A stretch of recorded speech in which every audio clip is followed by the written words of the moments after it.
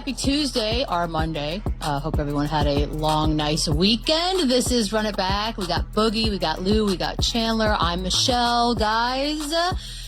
We got Brian Scalabrine coming on in a little bit. I don't even really know what to say other than shame on you, Cleveland.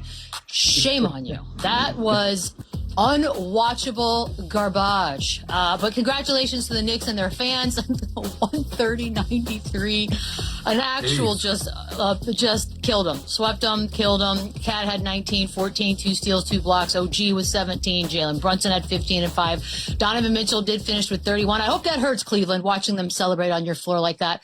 James Harden with 12, 5 turnovers. They have not lost. There's going to be a lot of this, guys. There's just, it's unbelievable to me sort of how this series played out, Boogie, but they have not lost this New York team since April 23rd, 11-0 since the time they lost to the Atlanta Hawks, which I guess we're saying the Hawks are the best of all the teams in the East. I guess that's what we're trying to figure out. So me and Chandler went completely wrong. If I feel like you guys are justified a little bit. Validation. That being said, Boogie, there's obviously a lot of celebration going on in New York. We know the history of this team. We know what they have not been able to ever accomplish. And then 1999 is the last time they've been in the finals. So this is the best team at least since then, or where are you putting this team? As far as the Knicks team? Heck yeah. We're not going to go crazy. Obviously, you have to say yes, but, first off, shout out to the Knicks. It's been a long time coming. We know this is a historic fan base. They have, incredibly crazy fans, super passionate fans. So, shout out to them and happy for them for, reaching this milestone since 99, like you said. But I would have to agree and say this is one of the better Knicks teams. I can't think in my recent years of a team that I consider better as far as, talent on paper. But, when it also comes to, what they achieved this season, this is by far one of the better Knicks teams. They've shown it all year as far as, being a consistent team. They had their, kind of shortcomings early on in the season. A lot of people were down on them, but kept their head above water, stayed consistent, stayed mellow throughout the season. And now, they're at a great point in the season as far as being the finals team. So I think they did everything the correct way. I do appreciate, allowing the team to build their chemistry, build their camaraderie. One thing that I don't like about current NBA is how quickly teams turn over yearly. This is a team that's been allowed to continue to grow with one another, continue to get better year by year, and now they're to the point where, they're a finals team. So, shout out to them for doing it the right way. In my opinion, the right way. Like I said, this has been a consistent team all year. And they did the same exact thing throughout the playoffs. So congrats to them. Yeah, as much fun as it is to go back and forth with Knicks fans and how passionate and crazy they are, you got to give them their respect. And this team is rolling. Like, you don't usually see an 11-game win streak in the playoffs. And all their wins besides one have been by double digits. So this team is absolutely rolling. They're healthy. Besides OG being banged up a little bit in the previous series, they are healthy. They're getting a lot more production from their bench than they have in recent years.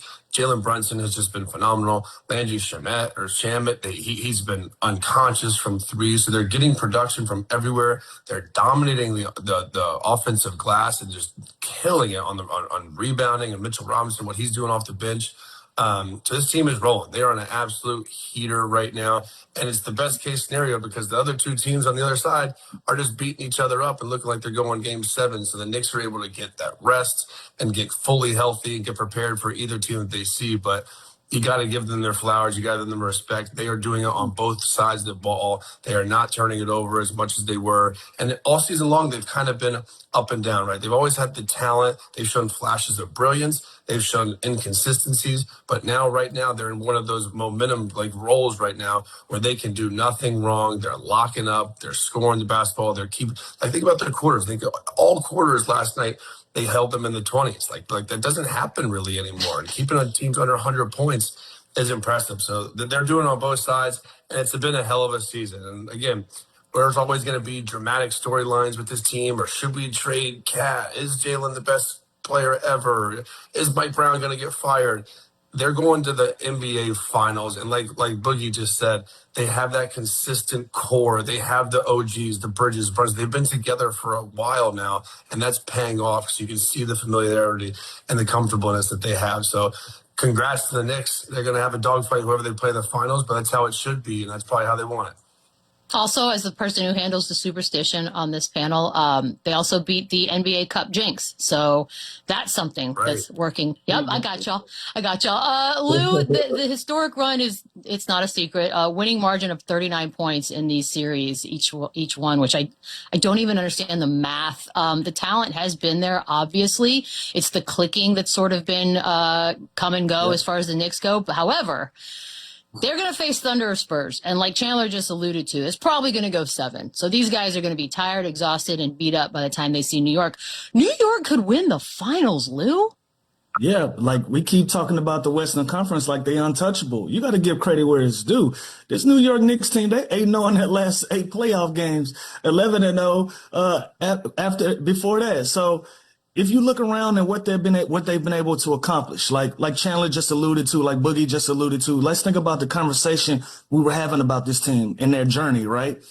At one point, the fans were calling for Mike Brown to be fired. At one point, we were trying to figure out whether Cat was happy or not. We start having trade talks from there. We start talking about chemistry. We start talking about fit, them not playing their best brand of basketball. And in the postseason like that, everybody figures it out, and they all on the same page, and they play some of the most impressive basketball that we've seen the New York Knicks play in almost 27, 28 years of basketball. Now you have an opportunity to go out and win a championship. And we keep talking about the Spurs and the Thunder like they're untouchable. The Knicks are playing lights out basketball, and they're getting a lot of good stuff from a lot of different places and playing with the confidence of any other team that you can think of that can put themselves in this position. You know, like the Atlanta Hawks gave them their best run of the playoffs so far, right? And even in that game 7, they have a 50-point blowout win there. And they take that confidence and take that motivation to go on and sweep Philly. They take that confidence and motivation to go on and sweep the Cleveland Cavaliers as well. And they get an opportunity to rest. As you can see, you know, in the West, they got a 3-game series going, and they're going to duke it out. We said that was going to be a heavyweight fight. Now New York has an opportunity to scout both teams, spend a lot of time on looking at strengths and weaknesses from what the Spurs are able to do, and the same thing for the Thunder, whichever way it go for them. So now they've put themselves in a really good position to actually pull this thing off and win an NBA championship.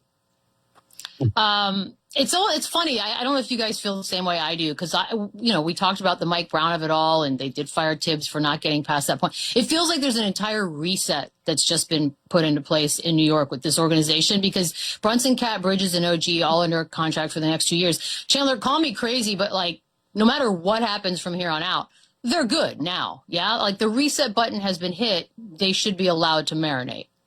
Well, like we just talked about, I think they have the foundation, right? I think they've proven, especially in the Eastern Conference, that they can be the best team. They can go to the finals for multiple years to come. And we know, the Celtics are always going to be hanging around. The Hawks got better. The Pistons aren't going anywhere. But the Knicks have proven that they can play and beat anybody in the Eastern Conference. And now we always talk about how good the West is and how good those two teams are that are still playing over there. And they're always going to have to go through them. But we're talking about a team that just dominated the playoffs in the Eastern Conference, cakewalked their way to the NBA Finals. In what world would they break this team up or this core up when they've shown that they've had a bunch of success, and they add guys like Alvarado and Jordan Clarkson and Shamet and Deuce McBride? Now they have a legit bench too, where they're getting production from everywhere. They have great bigs. They have athletic, versatile wings that can do multiple things defensively. So this team is very, very good. They are very talented. They've always had that. They just haven't been the most consistent team like the Pistons were throughout the regular season. That means nothing now, because they're on an absolute heater. They're playing just as good as either of those other two teams on the other side, and they are going to get proper rest and proper scouting and film for the next 4 to 6 days till the finals even starts, no matter who they play. So I think they fully should keep this team together. Mike Brown, I think, has solidified his job, what he's done with this team, and the Knicks are in a really, really good place. And we always say that the NBA is better when the Knicks are better. It's true. Think about how much excitement right now, how much fans. I'm in Cabo right now, and there's Knicks fans everywhere here. My God, they're everywhere. They're please. everywhere. I So think can he's we great. put this conversation? Can we put the Tibbs conversation in the closet? Are we over that now? I think we are have to be. Yeah. Are we I like convinced these that this team has moved on? Yeah, Yeah, they better. for now. Well, but here's the thing. We Right. also, I want Tibbs to get another job. I still think he got the short end of the stick on that one He'll because it's get not like another Mike one. Brown was their first choice. Like, remember they went Cesspool beats. They'll get another one. He'll get another I'll give one, you dude. cesspool. I'll give you cesspool on this one. By the way, that was just some footage of Knicks fans absolutely losing their minds. The only positive thing I can say about Cleveland is they tried to shut out the celeb fans from courtside, took their money and said, no, you can sit in the second and third rows. That didn't work. We know that Like now, that move. Boogie. They tried. Let me ask you this, because you can make the argument that after being up 22 in game one, Cleveland quit, or you can give them the benefit of the doubt and say, no, they didn't quit until last night. Where along this journey would you say this team absolutely gave up?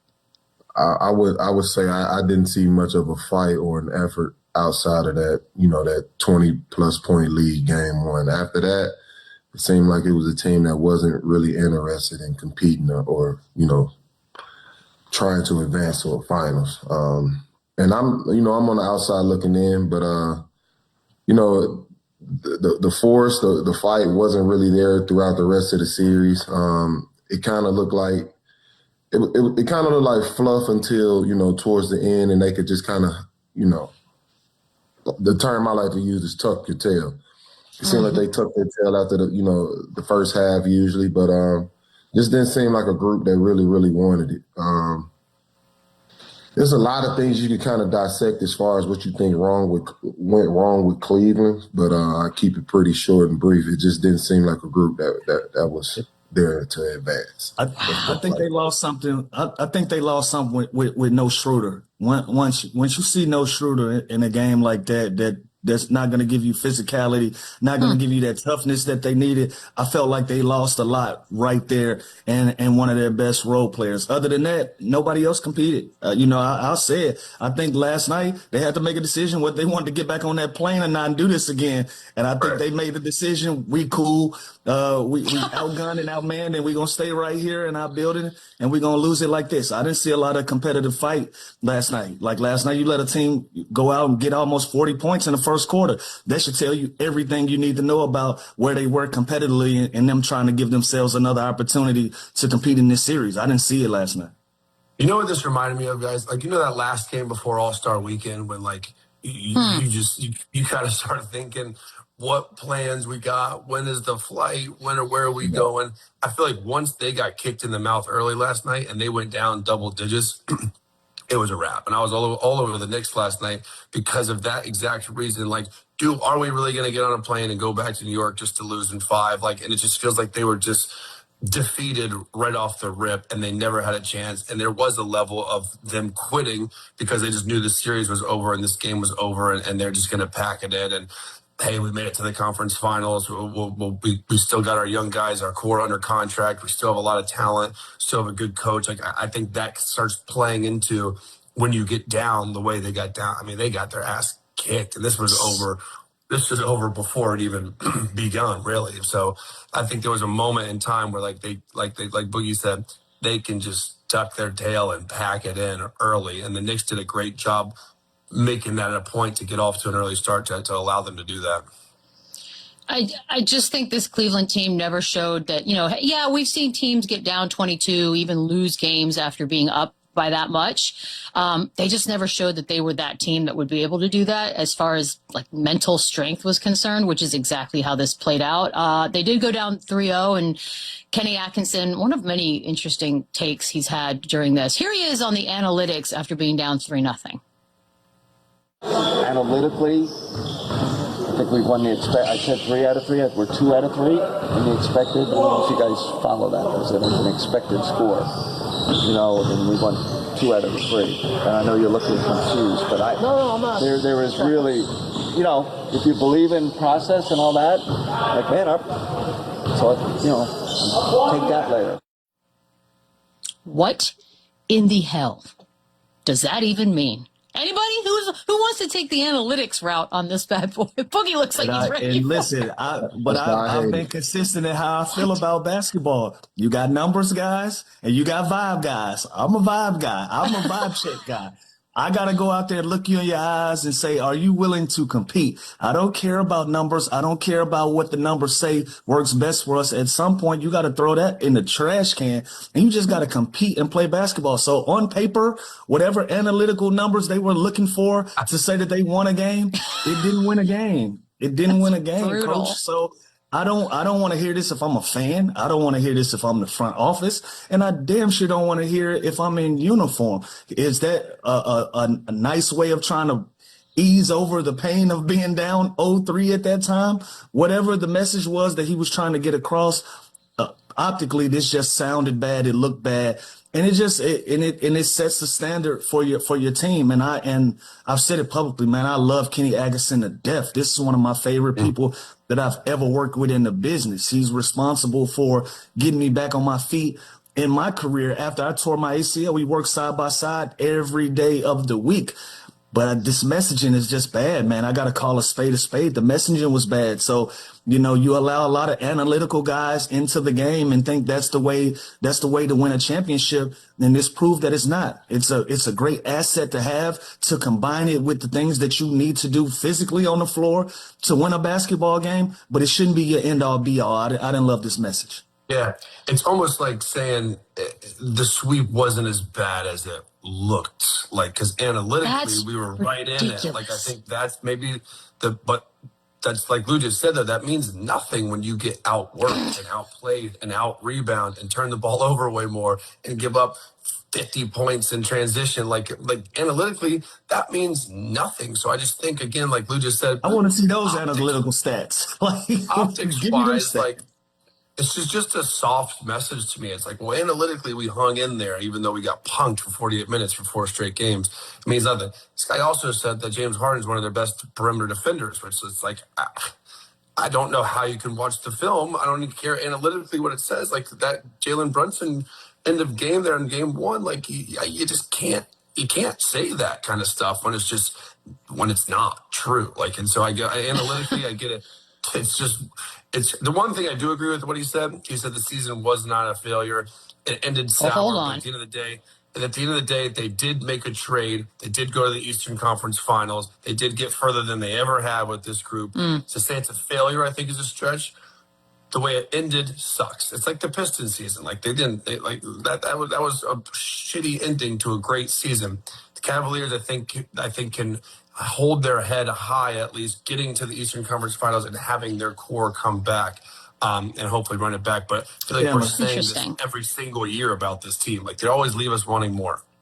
Analytically, they had a better year this year than they did last year. Analytically. Yeah, there you go. That's you know what we call that? Lipstick on a pig. They got to another That's step. what this is. And I'll back you on that, because if I go to the Eastern Conference Finals, you can't tell me my season. You can't tell me my season was a failure. Your postseason, this round was a failure. For you guys to go out, make the trade, put the group together to get to the point of competition that you built that team for, and to fall short and can't even go get one game, that is considered a failure. Now, when you put everything into perspective, to trade away Garland, to bring in James Harden, to go out and get Keon Ellis and Schroeder, Ellis made an impact early on. Schroeder made an impact throughout with his presence. Those were positive steps. But at what point do you look in the mirror and say, you know what, we put this team together to win a championship and we didn't get there. So we got to consider that a failure. We got to consider that part of it a failure, because you just mentioned earlier in the show, Chandler, the Celtics are going to get better.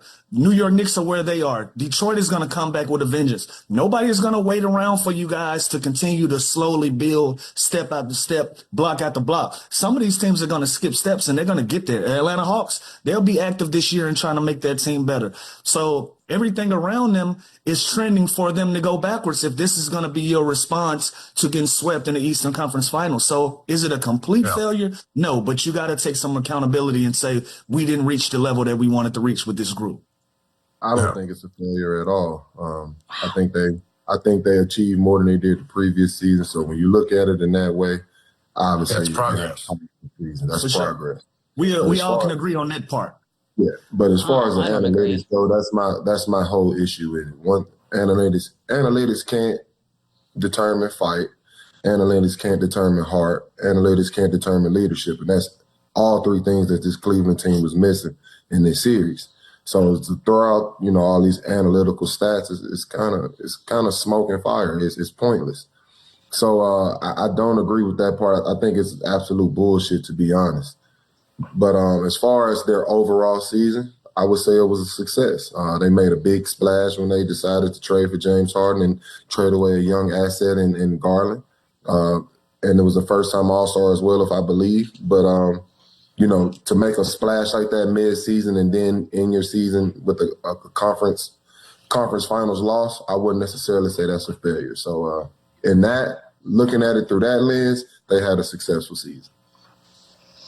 So I'm a little confused, right? And I'm going to get to James Harden in a second, but we just talked about lack of heart, lack of leadership, lack of this, that, and the other, talking about putting lipstick on a pig when you try to point out analytics and somehow make it seem like not as bad. If all that is true, and obviously it was because you just got swept, not close, like you got swept, then this can't be considered something to build on moving forward at all, because nothing that you just named is fundamentally sound in moving forward. If there's no heart and leadership in that locker room, these dudes have been there with the exception of James Harden, and nothing's changing. Like, you're just taking these incremental tiny steps. I feel like a lot of